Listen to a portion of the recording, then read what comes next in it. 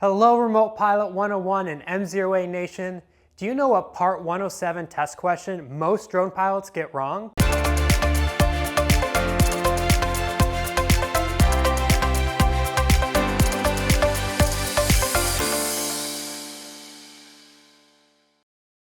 What's going on, Remote Pilot 101? Matthew here, and today we're diving into one of the most commonly misunderstood questions from the Part 107 test, the one that trips up a lot of drone pilots.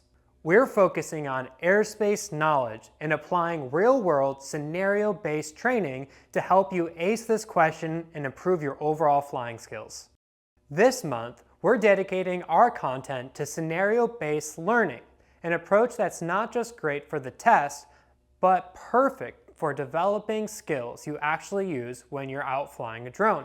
Real-world situations like this help you apply rote knowledge and understanding how to make smart decisions in the field.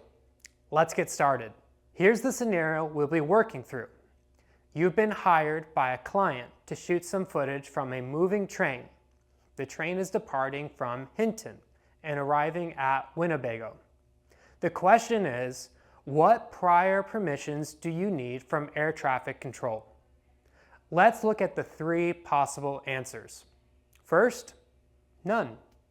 Second, Class Bravo authorization. And the third choice is Class Delta authorization. Now, before you choose an answer, let's work through this together. First, let's pull up the image. You can find this on the FAA test supplement. Check the link in the description below if you want to follow along with us. Now, we're going to focus on a few key things to help us answer this. The train's starting point is Hinton, and its destination is Winnebago. The train tracks are marked here. Let's trace the path. We're interested in the airspace around the train's route. As the train heads towards Winnebago, it passes through a Class Delta airspace. Class Delta airspace requires you to obtain authorization from air traffic control before operating in it. Since you're operating a drone near this airspace, you need to understand what kind of authorization is required. Let's zoom in on the Class Delta airspace. You'll see the tower box information next to the airspace. This means that the airspace is controlled by a tower at the airport, and it's typically associated with smaller airports. Class Delta airspace requires you to obtain authorization from air traffic control before operating in it. So that's a clue for us.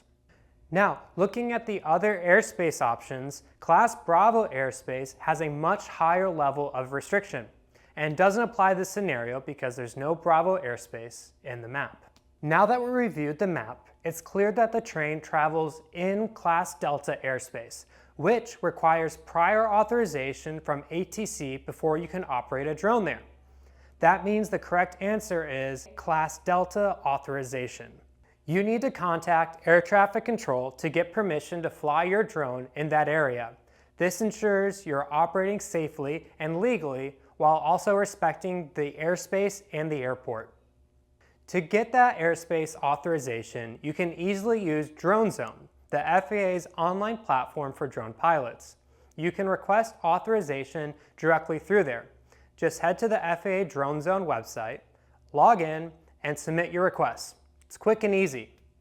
This question is a great example of why it's so important to understand airspace knowledge for your Part 107 test and beyond. Scenario-based learning helps you apply what you know to real situations. And this is exactly the kind of thing you'll face when you're out flying your drone for work or for fun. So remember, always check your airspace before flying and get the necessary permissions. And if you're unsure about any airspace, don't hesitate to reach out to ATC. It's better to be safe than sorry. Remote Pilot 101, let us know your comments below if you got this question right. And remember, a good pilot is always learning. We'll see you next time.